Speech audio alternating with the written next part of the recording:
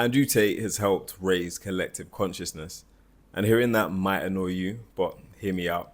It's not about whether his message is right or wrong. This is about energy, frequency, and consciousness. You might be familiar with the Scales of Consciousness by David R. Hawkins. If you're not, read Power versus Force. It is a game changer, really important book in my opinion, in a lot of people's opinions, but it's a great book. If you're not familiar with the scales, the scale basically starts from 20. It moves all the way up to around 1,000, 20 being emotions of like apathy, guilt, shame, moving all the way up to enlightenment from 700 to 1,000, I believe.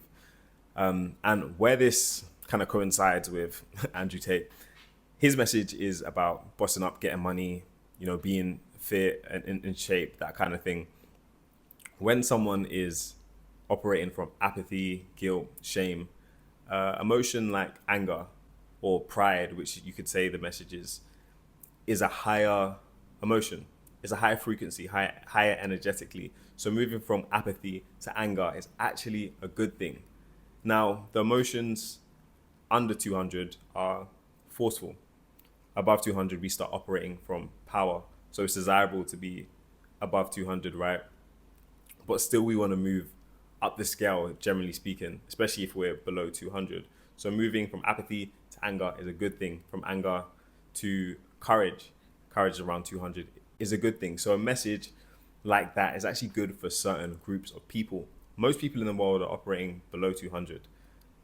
However, above 200, those levels vibrate so high that collectively, I believe the world is collectively above 200 because the levels above vibrate so high, it balances out, right? So someone vibrating around 700, for example, cancels out the sub 200 energy for thousands and thousands of people, right? So there aren't, I don't think there's many, or there would be many at this point, many people vibrating above 700.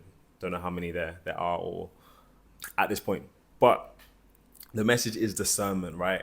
A message can actually be beneficial and raise people's vibration, energy, whilst not being beneficial for you. For example, if you're operating at love, yes, a prideful message might not be beneficial. However, for some people, it is. And this is where we, want to use discernment. Not everything's black and white or right or wrong. It depends on the situation.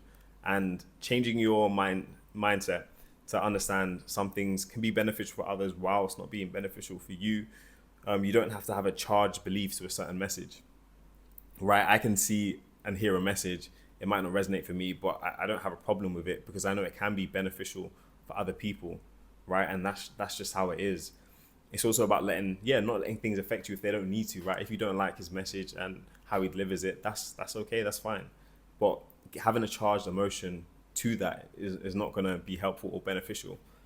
Also, it's super beneficial to know where you are on the scale, right?